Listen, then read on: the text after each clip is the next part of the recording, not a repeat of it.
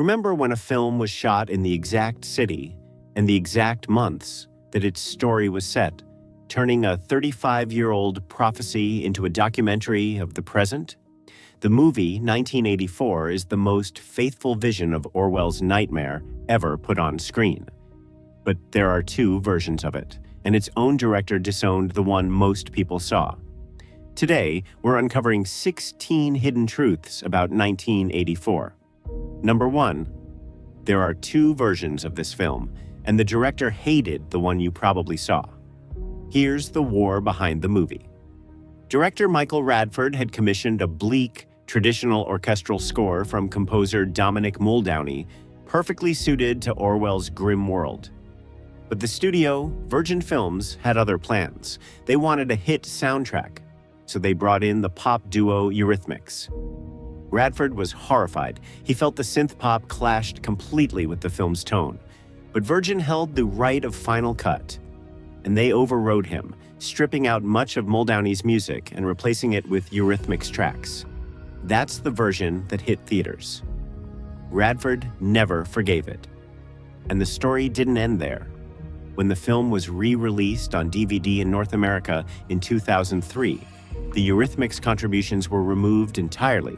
Muldowney's score was restored, and even the color was returned to normal saturation. So the movie you experience literally depends on which cut you find.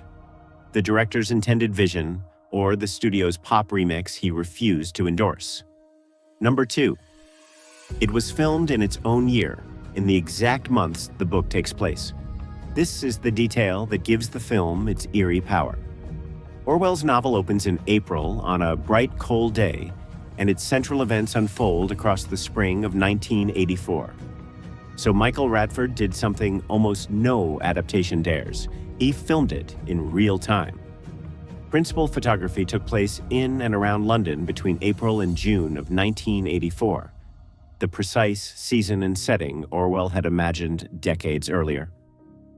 A title card at the end states it outright.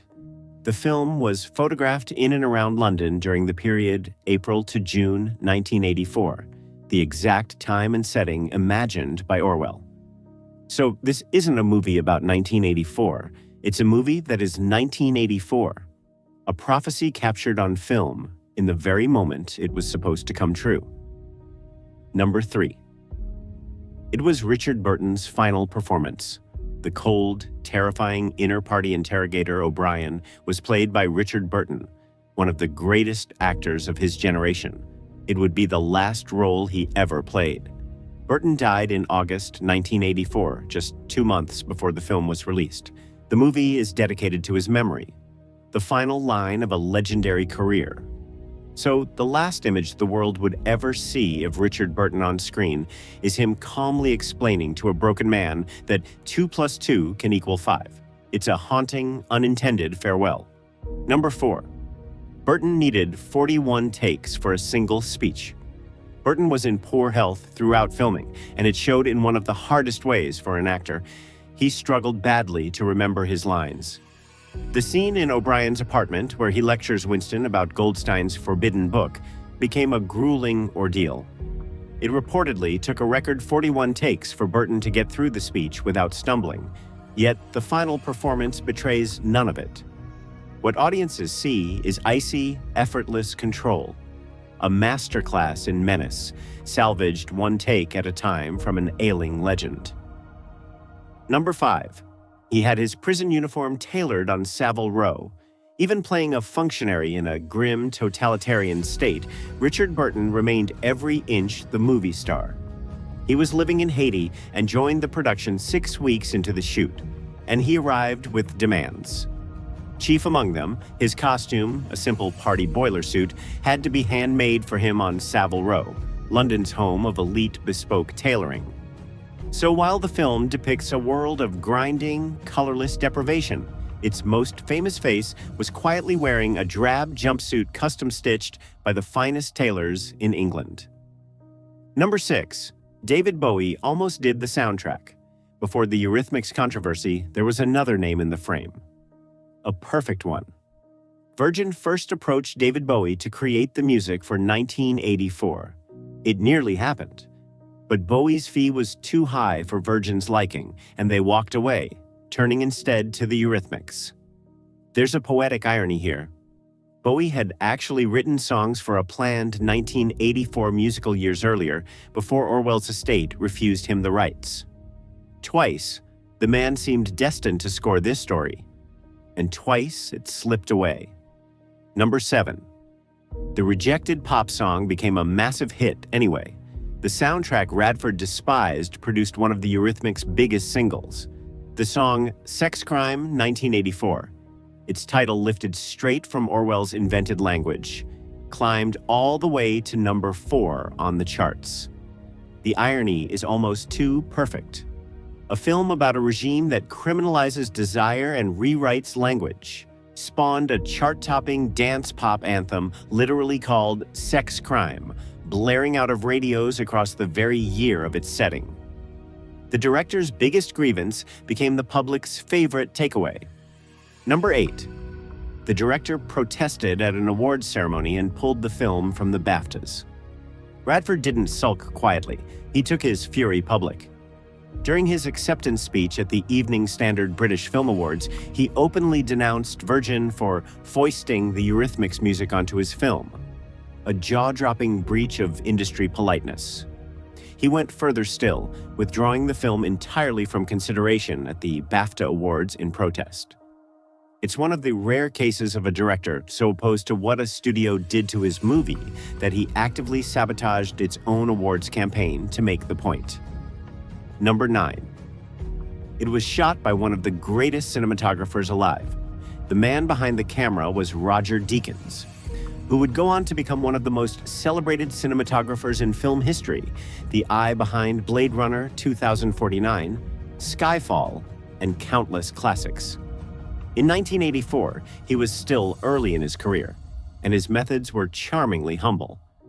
Deakins recalled scouting locations simply by wandering through London on weekends on foot, stumbling across a gasworks in the East End that became a key setting.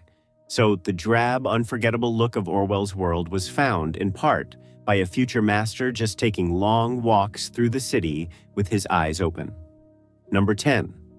The film's colorless look was deliberately drained. 1984 doesn't look like other films of its era, and that's by design. Deakins and Radford used a technique called bleach bypass, a process that leaves silver in the film stock, muting the colors and crushing the image into something gray, cold, and lifeless. The effect strips the world of warmth and hope, making Oceania feel perpetually overcast and dead. It was a visual language for despair. That's also why the color mattered so much in the disowned versions. When later releases corrected the saturation, they were undoing a core artistic choice meant to make you feel the joylessness in your bones. Number 11. Real dead London landmarks plagued the world of Oceania. Radford didn't build a fantasy dystopia. He found one in the decaying corners of his own city. The crumbling Victory mansions were the facade of the disused Battersea Power Station. Victory Square was the fire-gutted shell of Alexandra Palace. The grimy proletarian zones were the derelict Beckton Gasworks, and the towering Ministry of Truth was Senate House, the imposing Art Deco tower of the University of London. By filming in genuinely abandoned and industrial ruins, the movie made Orwell's world feel less like science fiction and more like a Britain that had simply stopped and rotted. Number 12. The Ministry of Truth was the building that inspired Orwell in the first place. That choice of Senate House was no accident. It closes a loop that goes back to the novel itself.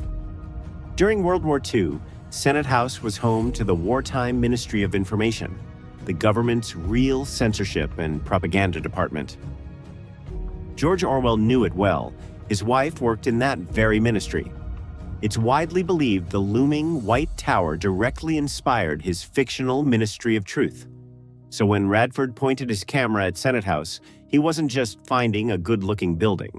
He was filming the actual real-world monument that had haunted Orwell's imagination, bringing the inspiration and the fiction full circle. Number 13. Room 101 was named after a boring meeting room.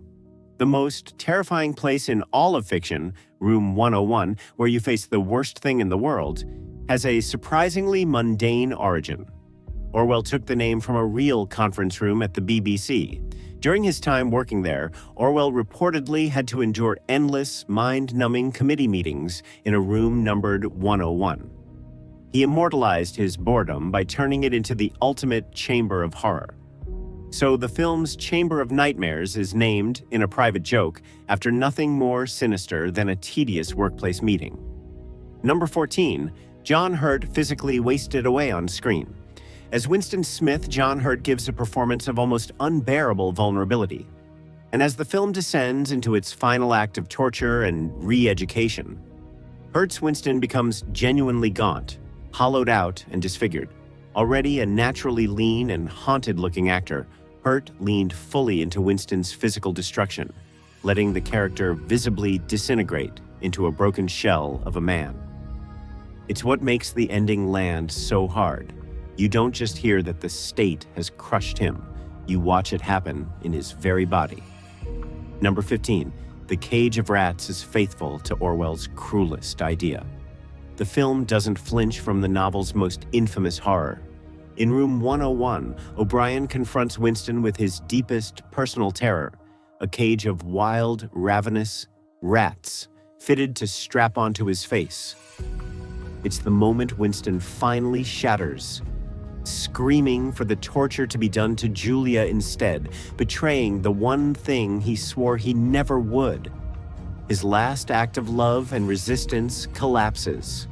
By preserving this scene in its full, stomach-turning intensity, the film honors Orwell's darkest insight, that a totalitarian state's true goal isn't to kill you, but to make you betray what you love. Number 16. It refused to give audiences a happy ending. Hollywood adaptations soften their source material. 1984 did the opposite. The film honors Orwell's devastating conclusion, in which the state doesn't merely defeat Winston. It hollows him out and remakes him until he genuinely, tearfully loves the very tyrant who destroyed him. There is no rescue, no rebellion, no hope. The film ends exactly as bleak as the book demands. And here's the final chilling connection. This uncompromising warning was released in October 1984. Arriving in the world in the very year of its title, right on schedule, as if to ask its audience a quiet question.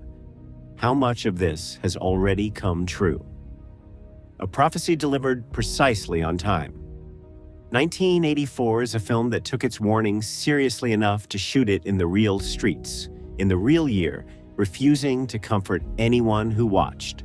It was fought over, disowned, and released into the exact moment it foretold. And it never blinked. Maybe that's the unsettling power of it. Orwell wrote a date on his nightmare, and one filmmaker chose to meet that date head-on, holding a mirror up to a world that had arrived at last. The question the film leaves hanging isn't whether Big Brother is watching, it's whether we ever stopped looking back. Let me know which hidden truth shocked you the most. And if you enjoyed this journey through the making of 1984, don't forget to like, comment, and subscribe.